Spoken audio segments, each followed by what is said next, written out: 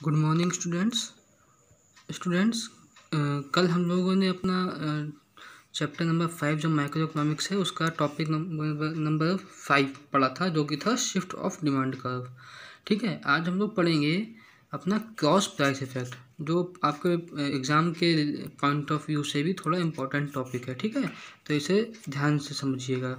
ठीक है, cross price effect का मतलब क्या होता है, इन सब के बारे में हम लोग आज पढ़ेंगे। देखो, क्रॉस प्राइस इफेक्ट मतलब how price of related goods का मतलब सब्सटीट्यूट गुड्स और कॉम्प्लीमेंट्री गुड्स। ठीक है, effect demand of a commodity, मतलब कैसे प्राइस ऑफ रिलेटेड गुड्स जो हैं वो डिमांड को इफेक्ट करते हैं, इसको कहते हैं क्रॉस प्राइस इफेक्ट। ठीक है, तो effect of change in price of related goods on the demand for the commodity is called cross price effect.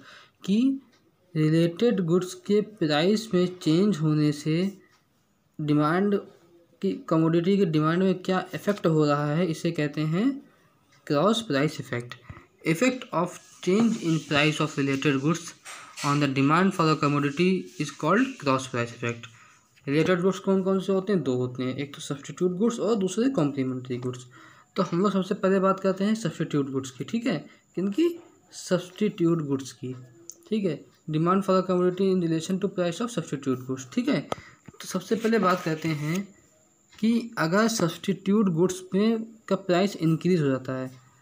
देखो, हम लोग ये जानते हैं कि अगर प्राइस बढ़ता है, ठीक है, तो डिमांड कम होती है।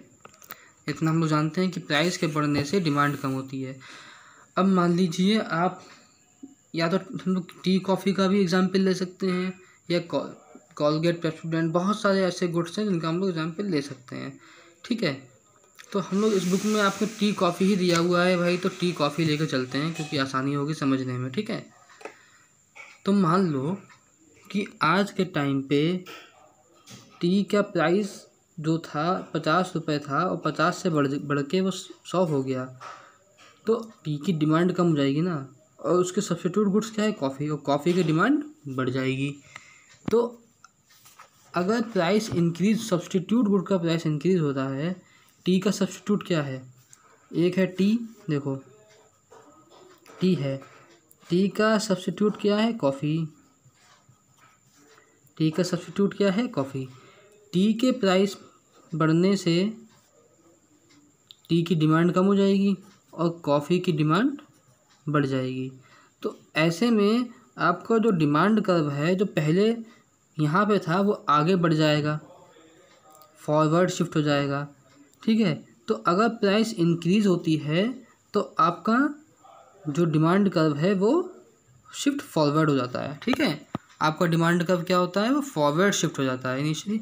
देखो, द प्राइस टी का, जो हम लोग एक रेशनल कंज्यूमर होते हैं। ठीक है, हम लोग ये देखते हैं कि हमें कहाँ से फ़ायदा मिलेगा। ठीक है, अगर टी का प्राइस बढ़ रहा है, ठीक है, और तो टी की डिमांड कम हो जाएगी, जाहिर सी बात है, लोग टी को चाय पीना कम कर देंगे। क्यों कम कर देंगे? क्योंकि उसका प्राइस बढ़ गया है, और उसकी जगह कॉफ़ी का इस्तेमाल करने लगेंगे। ठीक है, या फिर ऐसे समझो कि अगर टी का प्राइस जो है 50 रुपये था और 50 ही है, वो कांस्टेंट है। कॉफ़ी का प्राइस जो है वो 50 रुपये था, लेकिन अब 50 से कम होके कितना हो गया? 40 हो गया। तो भले ही प्राइस, टी का प्राइस कांस्टेंट है, लेकिन तब भी जो लोग हैं वो कॉफ़ी के लिए, कॉफ़ी की तरफ शिफ्ट हो जाएंगे क्योंकि कॉफ़ी का प्राइस कम हो गया है। ठीक है, इसे कहते हैं increase in price of substitute goods. Substitute good के प्राइस में इंक्रीज होने से या कॉफ़ी का प्राइस बढ़ने से टी की डिमांड का फिर क्या असर पड़ेगा? ठीक है, कॉफ़ी का प्राइस बढ़ जाएगा अगर, तो टी की डिमांड बढ़ जाएगी, तो आपका जो ग्राफ है वो आगे फॉरवर्ड शिफ्ट हो जाएगा। ठीक है, इसे कहते हैं increase in price of substitute goods. अब चलो बात करते हैं कि decrease in price of substitute goods. अब मान लो अगर if the price of a coffee decreases. अब देखो, टी है और कॉफ़ी है, कॉफ़ी का प्राइस कम हो गया, you will tend to substitute some coffee in place of tea. अब क्या करोगे, टी का प्राइस भले ही, देखो टी का प्राइस कम हुआ है ना बढ़ा है, ये कुछ भी नहीं हुआ है, लेकिन बस कॉफ़ी का प्राइस कम हो गया है, तो आप टी से हट के कॉफ़ी पे हो जाओगे, क्योंकि टी का प्राइस तो कांस्टेंट है, टी का प्राइस चेंज नहीं हुआ है, लेकिन कॉफ़ी का प्राइस कम हो गया है, तो आप कॉफ़ी की तरफ शिफ्ट हो जाओगे, ठीक है। और you will demand less T even when its price is constant. इसका टी का प्राइस कांस्टेंट होने पे भी कॉफ़ी का प्राइस कम हो जाता, टी का प्राइस कांस्टेंट है लेकिन तब भी आप कॉफ़ी को ख़रीदोगे, क्यों, क्योंकि कॉफ़ी का प्राइस कम हो गया है। ऐसे में क्या होगा, आपका जो डिमांड कर्व है वो बैकवर्ड शिफ्ट हो जाएगा। डिमांड कर्व कहाँ शिफ्ट हो गया, ये आपका ये बैकवर्ड आ गया यहाँ पे, ये देखिए ये आपका बैकवर्ड आ गया है, ठीक है। तो डिक्रीज इन, जब प्राइस का आपका डिक्रीज़ होता है सब्स्टिट्यूट गुड्स का, तो डिमांड कर्व क्या होता है, शिफ्ट बैकवर्ड्स हो जाता है, ठीक है। और जब इंक्रीज़ होता है प्राइस तो वो फॉरवर्ड शिफ्ट हो जाता है, ठीक है। तो इसे कहा गया है decrease in price of substitute goods और increase in price of substitute goods. अब बात करते हैं हम लोग कि अगर कॉम्प्लीमेंट्री गुड्स की बात करें, किनकी बात करता हूँ, कॉम्प्लीमेंट्री गुड्स की। कॉम्प्लीमेंट्री गुड्स के प्राइस में चेंज होने पे कमोडिटी पे या प्रोडक्ट पे की डिमांड पे क्या असर पड़ेगा। कॉम्प्लीमेंट्री गुड्स समझते हो क्या होता है। कॉम्प्लीमेंट्री गुड्स मतलब कि दो गुड्स एक साथ चलते हैं, दो प्रोडक्ट एक साथ चलते हैं, एक दोनों आपस में जुड़े हुए हैं, एक प्रोडक्ट अकेला कुछ नहीं कर सकता अगर दूसरा उसके साथ नहीं है। तो जैसे कि आप बात करो, मैंने पढ़ाया भी था पहले, जैसे बाइक और पेट्रोल। क्या पेट्रोल के बिना बाइक चला सकते हो, या पेट्रोल के बिना बाइक नहीं चल सकती ना। या बाइक है पेट्रोल है ही नहीं, या पेट्रोल है तो बाइक है ही नहीं। तो ये दोनों जो हैं वो आपस में सप्लीमेंट हैं, ठीक है। दोनों एक दूसरे से जुड़े हुए हैं, बिना एक की भी कमी के बिना हम दूसरे को इस्तेमाल नहीं कर सकते, ठीक है।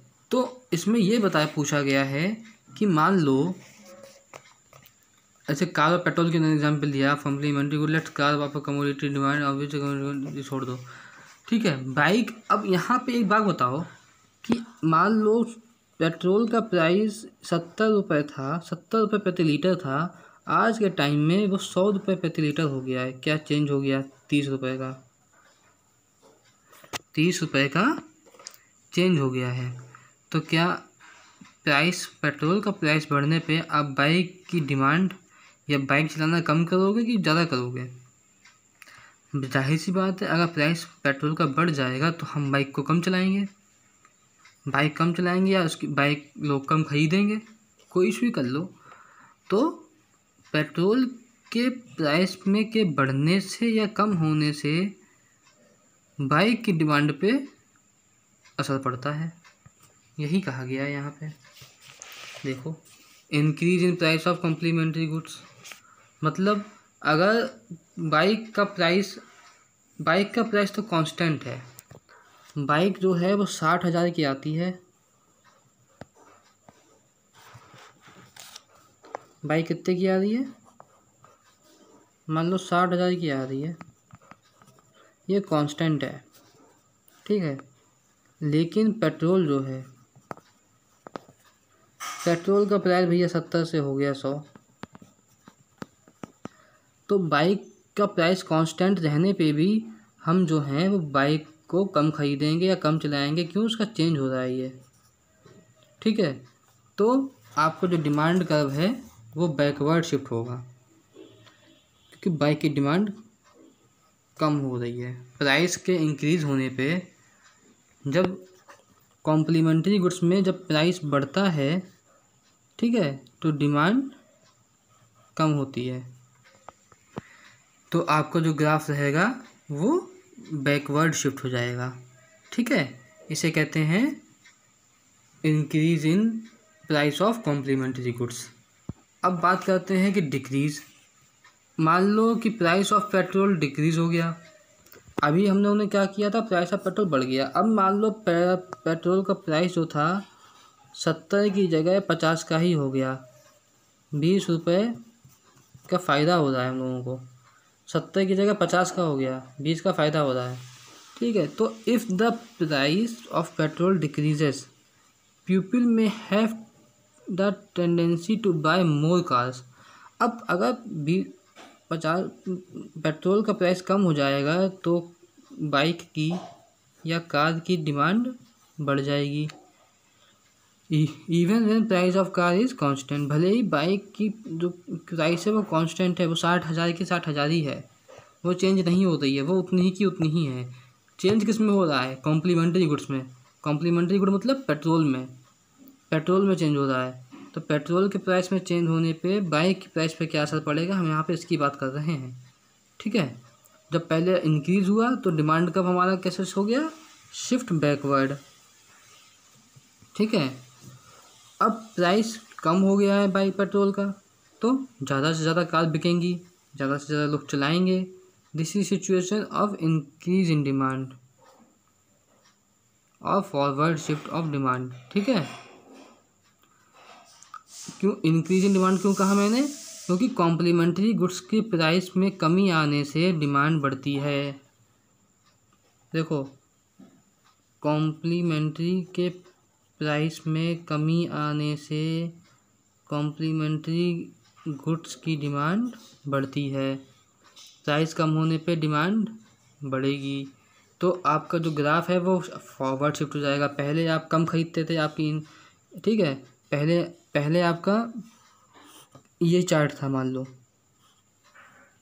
ठीक, ये आपका ग्राफ बना था। अब प्राइस आपकी कांस्टेंट है, प्राइस में कोई चेंज नहीं हुआ है, ठीक है, प्राइस में कोई चेंज नहीं है।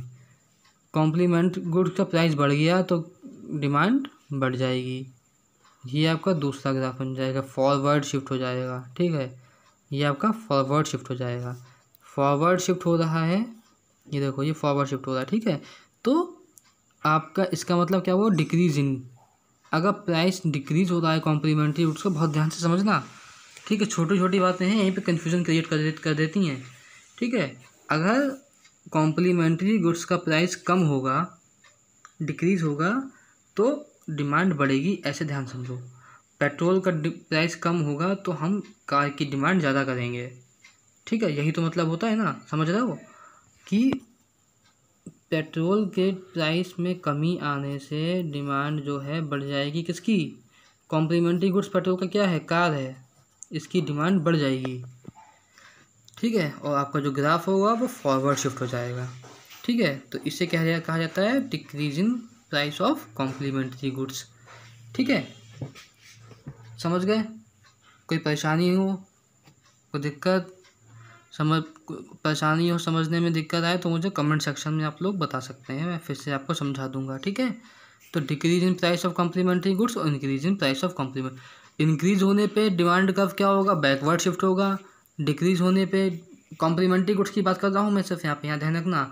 सब्स्टिट्यूट गुड्स में उल्टा होता है, सब्स्टिट्यूट गुड्स में अगर प्राइस इंक्रीज होगा तो डिमांड कम होगी और वो बैकवर्ड शिफ्ट होगा, ठीक है। तो ये आप ध्यान रखना। यहाँ पे क्या है, कॉम्प्लीमेंट्री गुड्स में प्राइस ऑफ कॉम्प्लीमेंट्री गुड अगर बढ़ता है तो डिमांड ऑफ कॉम्प्लीमेंट्री गुड जो है उसकी कम हो जाती है, बैकवर्ड शिफ्ट हो जाता है। और डिक्रीज होता है, अगर प्राइस अगर कम होता है तो फॉरवर्ड शिफ्ट होता है, ठीक है। इंक्रीज होता है तो बैकवर्ड शिफ्ट होता है, ठीक, ऐसे याद रखना।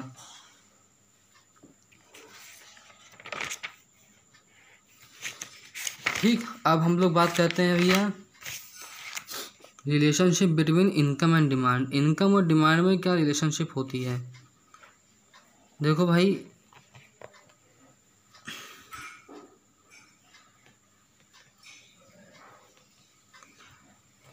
दो टाइप के गुड्स होते हैं, एक होता है नॉर्मल गुड्स और एक होता है इन्फीरियर गुड्स। शायद मैंने पढ़ाया था या नहीं, ध्यान नहीं आ रहा है।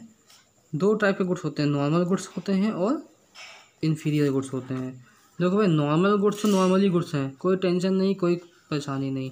मतलब जो गुड्स की demand, these are the goods the demand for which increase as income of the buyer rises. Income बढ़ने से, इनकम के बढ़ने पे डिमांड बढ़ रही है। कैसा रिलेशनशिप तुम्हें दिख रहा है यहाँ पे? पॉजिटिव रिलेशन होता है। क्या होता है? Positive relationship between income and demand, और in case of normal goods income effect is positive. ऐसे ध्यान रखो, इनकम के बढ़ने से हमारी प्राइस, हमारी जो इनकम थी, हमारी जो कमाई थी महीने की, वो मान लो 10,000 रुपये है। ठीक है, 10,000 रुपये हमारी इनकम है। ठीक है, तो हमारी डिमांड थी, ऐसे समझो, ये है इनकम, ये है डिमांड। हमारी इनकम थी भैया मान लो 10,000, तो हम डिमांड कर रहे थे 20 यूनिट। हमारी इनकम हो गई 15,000, हमने डिमांड बढ़ा दी 30 यूनिट। कैसा रिलेशनशिप हुआ? इनकम के बढ़ने पे डिमांड बढ़ रही है, दोनों चीज़ें बढ़ रही हैं। कैसा रिलेशनशिप है? Positive relation. कैसा रिलेशन है? पॉजिटिव रिलेशन है। तो नॉर्मल गुड्स जो होते हैं वो पॉजिटिव रिलेशनशिप रखते हैं, और इनकम के इंक्रीज़ होने पे डिमांड में भी इंक्रीज़ होता है। ठीक है, ऐसे गुड्स को कहा जाता है नॉर्मल गुड्स। तो how demand curve of normal goods changes when income of the buyer changes. अगर प्राइस बढ़ रही है तो डिमांड भी बढ़ रही है। अगर सॉरी प्राइस का नाम इनकम, अगर कंज्यूमर की in situation of increase in income more of normal goods is purchased even when its price is constant. मान लो एक प्रोडक्ट है जिसकी कीमत है 5,000 रुपये। ठीक है, 5,000 रुपये है, हमारी इनकम जो थी वो बढ़ गई, तो हम जो 5,000 रुपये का जो प्रोडक्ट था वो अब हम खरीद सकते हैं। क्यों? इनकम बढ़ने से डिमांड बढ़ती है, नॉर्मल गुड्स में यही होता है। ठीक है, आपकी increase in income more of normal goods is purchase even when its price is constant.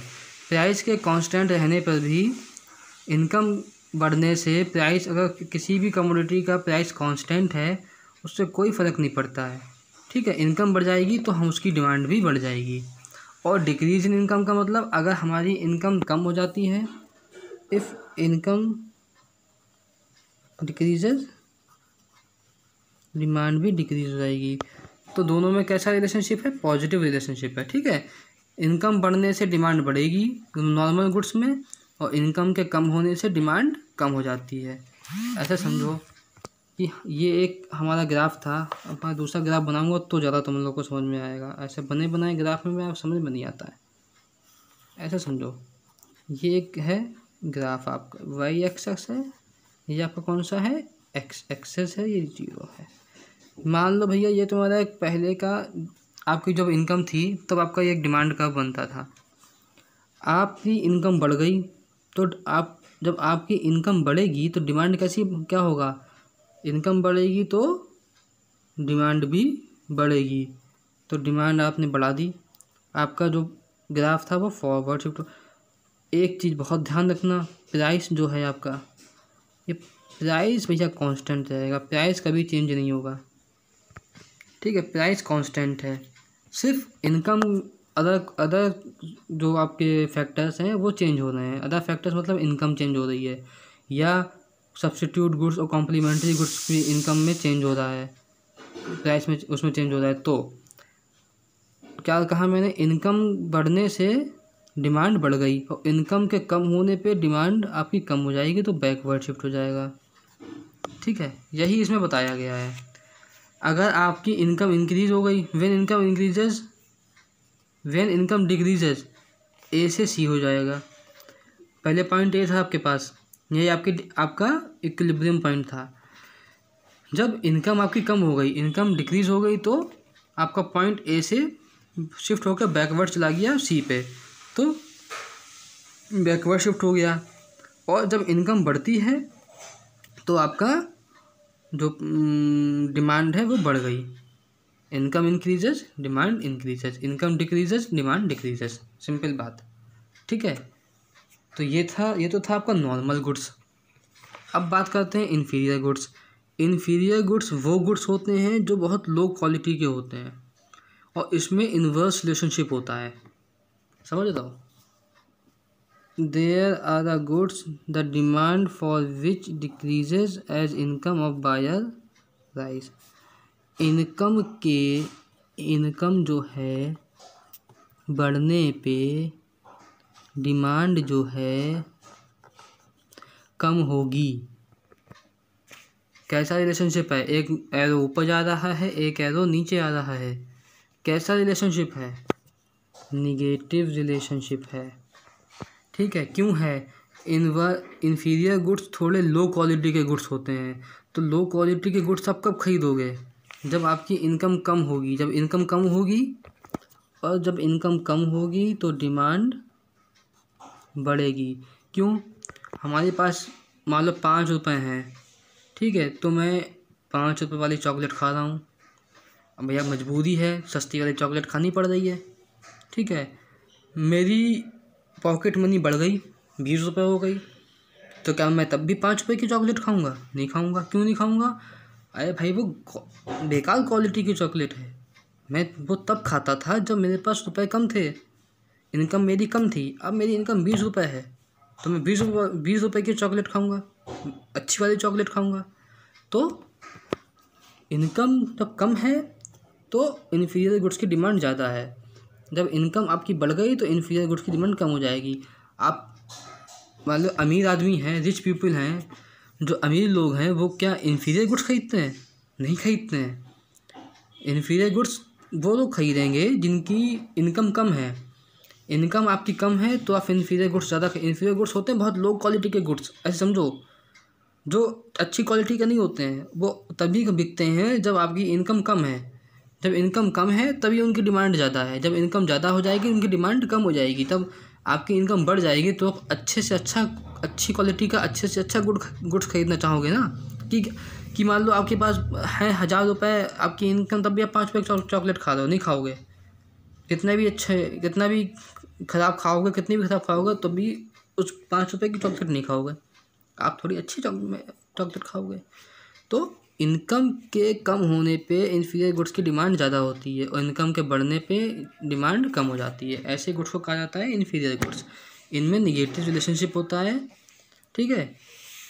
तो इंक्रीज़ इन इनकम, जैसे मैंने बताया अभी, अगर इनकम आपकी बढ़ती है तो इन्फीरियर गुड्स की डिमांड कम हो जाएगी। यही देखो लिखा हुआ है, in a situation of increase in income less of goods is purchase. Inferior good, income के बढ़ने पे, in a situation of increase in income, income के बढ़ने पे इन्फीरियर गुड्स की जो आपकी इन्फीरियर गुड्स हैं उनकी